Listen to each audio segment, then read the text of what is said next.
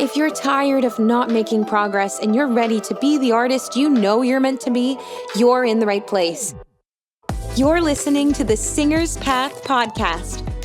The Path, or Performing Artists Training Hub, will cover everything, including singing tips that actually work, advice from top industry professionals, and life-changing mindset shifts. Out with the starving artist and in with the thriving artist. I'm your host, Sarah Bishop, professional singer, actor, educator, and entrepreneur. I'm not afraid to speak the truth and stop the gatekeeping of quality information so you can actually become the artist you dream of being. So let's get on the path, shall we? Even though we're all on our own journeys, it always helps to have a guide. Hello, welcome back to the Singer's Path podcast. It is me, your host, Sarah Bishop, and I am back to talk more about this artist mindset and how artists are kind of messing themselves up a little bit in their head and how to make this crazy lifestyle a little bit more sustainable. Again, at the top of the episode, I love letting you know of some free resources that are there for you. You can always check out the Abundant Artist audio series that's linked below. That is to help you with your, auditions.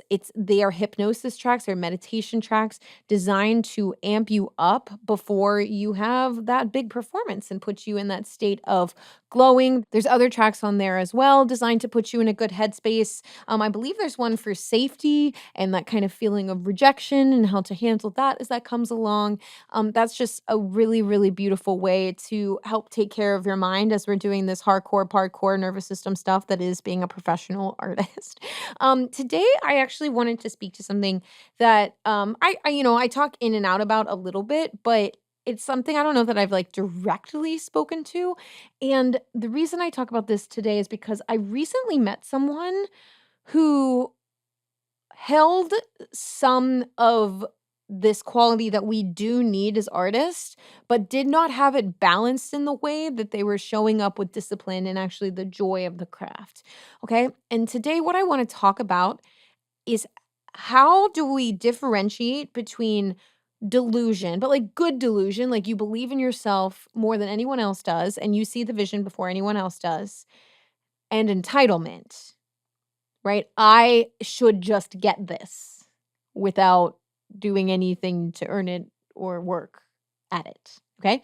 So let's talk about this because as I've been speaking more about manifestation, and I've been speaking more about choosing to be the person that actually embodies the things that you want and acts like that, right? Is at a place of peace because they know things are going to work out for them. One of the biggest holdups that I see with the sense of actually kind of healthy delusion of believing in yourself more than anyone else does is people feeling that they're a bad person if they believe in themselves that hard because it makes them look arrogant or something like that. So what's the difference between confidence and arrogance?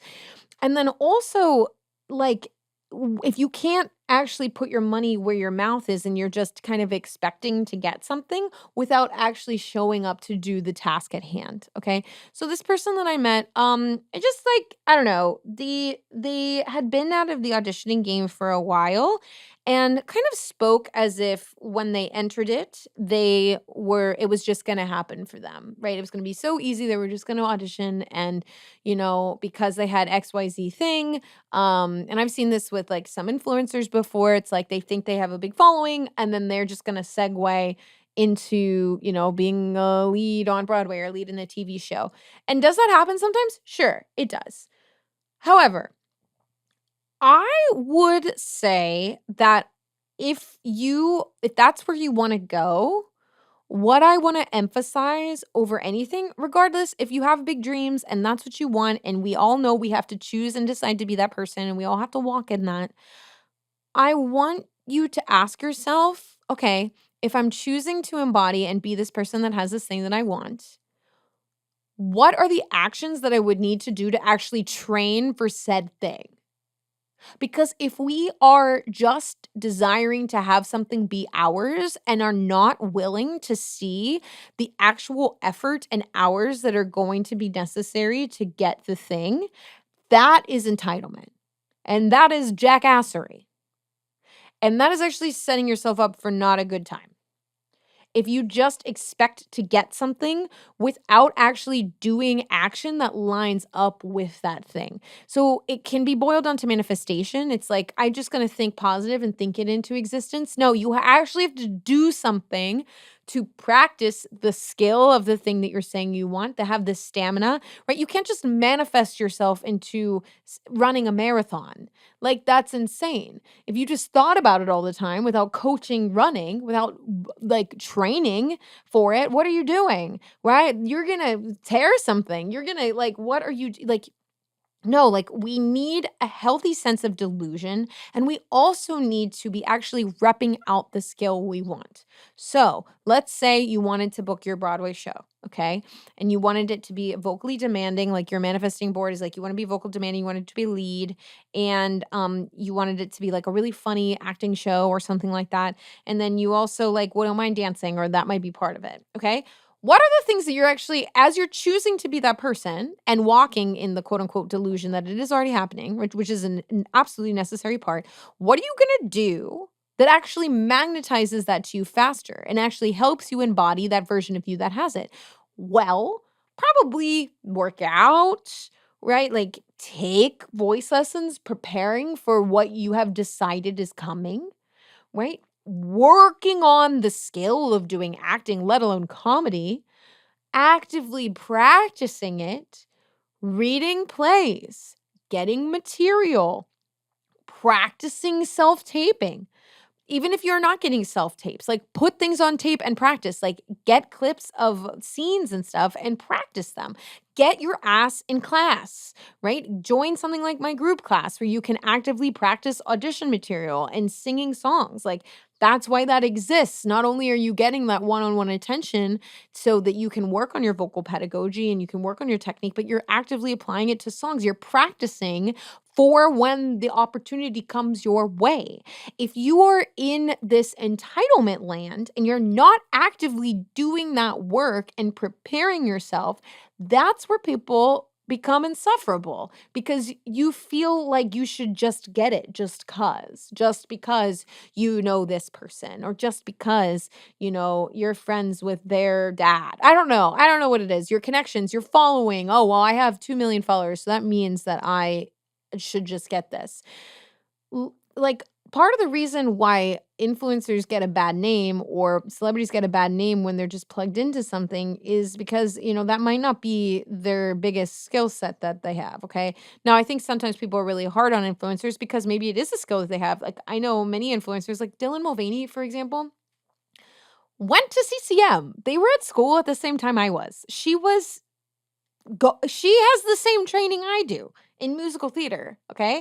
So, like, some people are just ruthlessly mean to certain people, and if Dylan Mulvaney's voice is changing and she's going into 6, and maybe that's not in the best key for her, and they should have maybe changed some stuff, or, like, it's taxing, right, on anybody, like, that's not what I'm talking about, okay? When people are actually trained and have worked and prepared for these things, I'm talking about people that like, and we've seen it like the stunt casting where people are like kind of bad. Well, I mean, listen, you can maybe, I guess, maybe if you have a big enough following, you can will yourself into something, but don't you want to do a good job? Right? Like, why, like, sometimes it confuses me. Like, I don't understand why someone would want a big role and big visibility if they're going to suck at it. Okay. Like, I want you to be preparing yourself to be the version of you that does the gig and fucking nails it. Because listen, maybe you are a fucking star, and I hope that for you. But you can't just decide you're going to do something without having the skill and talent to back it up. I talked about this in a previous episode about becoming your own like kind of sugar daddy so that you can actually fund your business. But a big part of funding your business is funding and pouring into your skill. Okay. So this is what I'm going to leave you off. This is like a really short, punchy episode today, but I want you to have a healthy sense of delusion. But I also want you to set yourself up in a way that when the opportunity comes, you don't thwart it because you actually weren't disciplined enough in working on the skill. Most of the job that we have is auditioning. Like when you get a job, you want to be in practice. You want to have been actively acting. You want to have been actively singing. Because also, if your voice or your acting or your body isn't used to the load of a show schedule or being a season regular, it's going to be really tough. So, again, we need that sense of delusion, of choosing that we are, in fact, the person that this happens for. I love that. We're keeping that choice. And we're also, as we're acting as this person, we're actively training. Okay. Sometimes people, and we talked about this in the last episode, money is a big thing. People get really upset about not having money and things being expensive.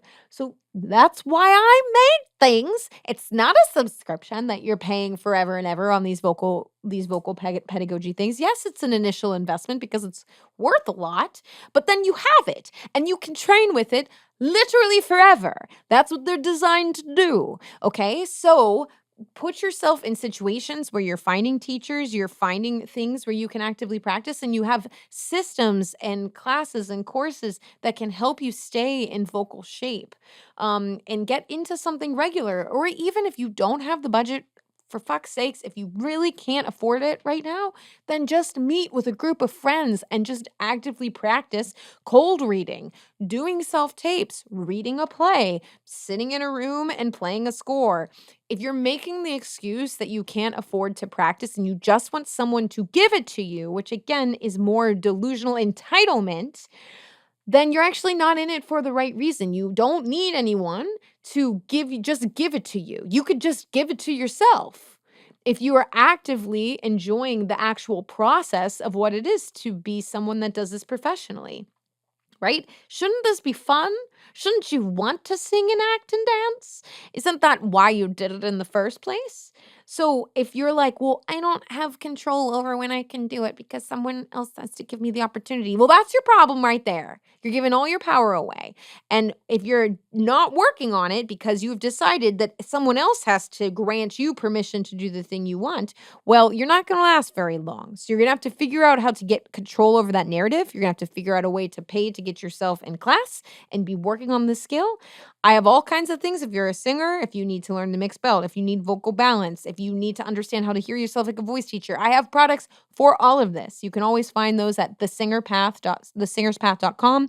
You can also see all those on sarahbishopvocalstudio.com.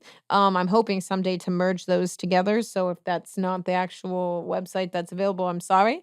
If if you're noticing that this like level of delusion, like you have a hard time actually believing in yourself, you don't know what action to take, you don't know how to choose to be the person that you know you need to be, that's what I have some other things for you, right? The Inner Circle membership. This is a membership, but it's meant to help you reprogram your brain so that you are actively acting and becoming and thinking like the person that has the things that you want. So that exists, right? And all of these resources are available to you guys. Like, that's why I made them.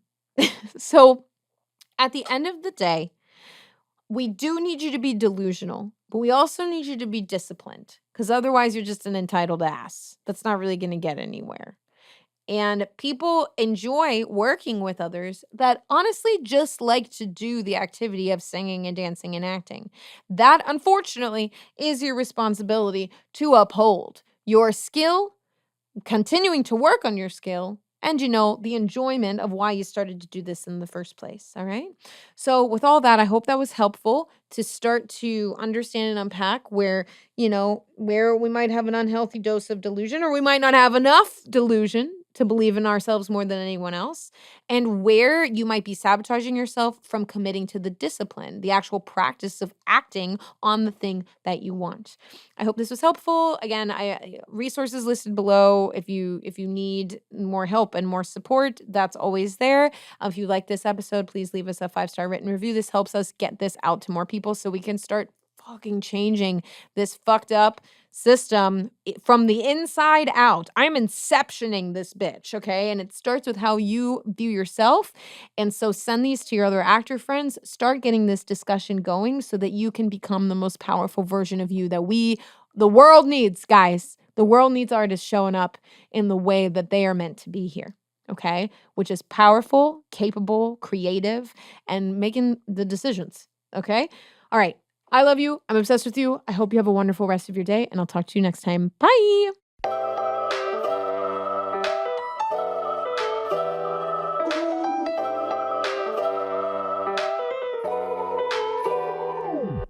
If you enjoyed this episode, please leave a 5-star written review on Apple Podcasts. This helps me get this information out to more artists all over the world. Let's work together to spread the joys of music. Until next time, I'm your host, Sarah Bishop, signing off from the Singer's Path podcast. Thanks for listening.